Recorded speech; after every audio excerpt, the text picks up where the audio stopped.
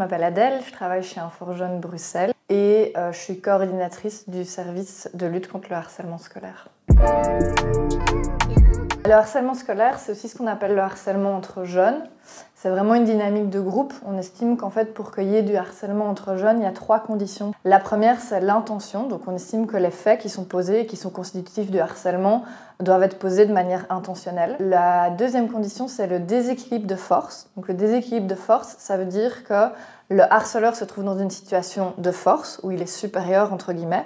C'est pas forcément de la force physique, ça peut être simplement ils sont plus nombreux, ou bien il est plus à l'aise socialement, ou il est plus âgé que la personne harcelée. Et la troisième condition, c'est la répétition. Donc c'est l'idée que les faits qui sont constitutifs de harcèlement doivent se répéter dans le temps pour qu'il y ait du harcèlement. Ce qui est important à savoir aussi dans les situations de harcèlement, c'est que c'est vraiment une dynamique de groupe. En fait, on sait que dans la majorité des situations, l'objectif du harceleur, c'est pas, comme on pourrait le croire, juste de faire mal à la victime. Son objectif premier, c'est plutôt de se faire une place dans le groupe. Par exemple, en faisant des vannes pas très drôles, ou bien en se moquant simplement et en faisant rire les autres. Du coup, comme ça, il se fait une petite place de caïd ou une place de rigolo ou peu importe. Mais donc, forcément, pour lui, c'est essentiel qu'il y ait des gens qui assistent à ce qu'il fait. Ce qu'en tout cas les recherches démontrent, c'est que les harceleurs sont généralement des jeunes qui ont identifié des mécanismes, on va dire, violents pour se faire une place dans le groupe. Alors quand je dis violent, ça peut être de la violence physique ou verbale, ça peut être de la manipulation, des mensonges, etc. Maintenant, c'est pas pour ça que c'est d'office des jeunes en souffrance. Idem, il y a cette idée reçue que c'est d'office des jeunes, que c'est un peu des sociopathes, c'est des petits caïds, voire des jeunes qui n'ont pas du tout d'empathie. En fait, c'est des jeunes comme des autres qui ont développé un sens de l'empathie, qui sont capables de reconnaître les émotions chez les autres et juste qui se trouvent des excuses pour ne pas se rendre compte en fait qu'ils font du mal. Donc typiquement, ce qu'on va entendre hyper souvent, c'est « Ah mais c'était juste pour rire, c'est lui qui n'a pas d'humour ».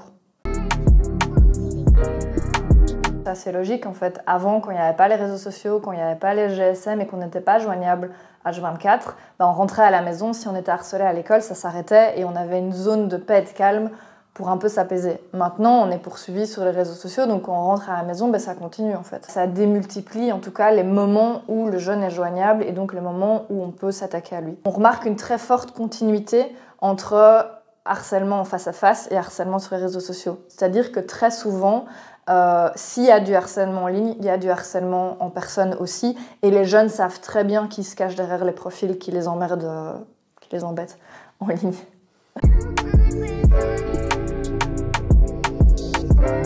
Qu'est-ce qu'on fait? On fait plein de choses.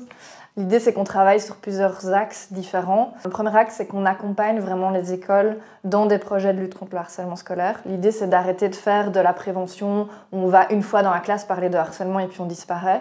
Et donc, à la place de ça, on essaye de former vraiment les écoles, les équipes éducatives, les parents et même les élèves pour qu'ils soient en autonomie. On intervient aussi dans des situations de harcèlement à la demande d'écoles. Ils peuvent nous appeler et on va les accompagner pour essayer de mettre fin à la situation de harcèlement. On propose aussi de l'accompagnement aux jeunes qui sont concernés par une situation de harcèlement. Et l'idée, c'est qu'on leur offre un premier espace de parole où ils peuvent déposer leur vécu.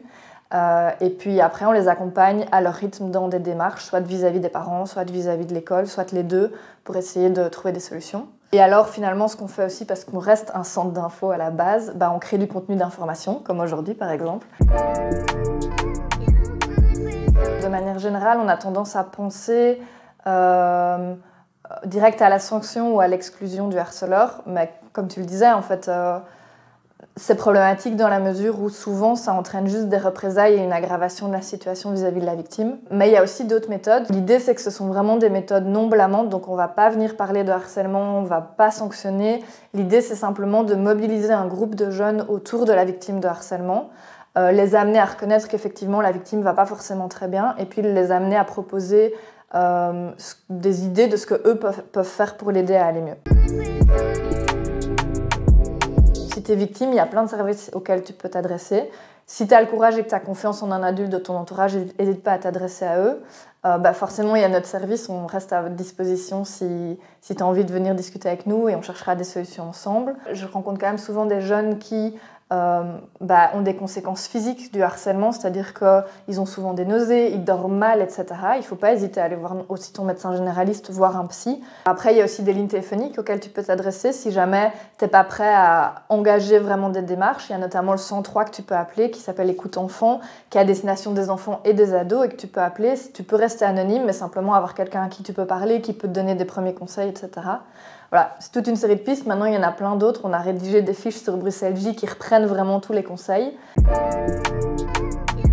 Aimez-vous les uns les autres.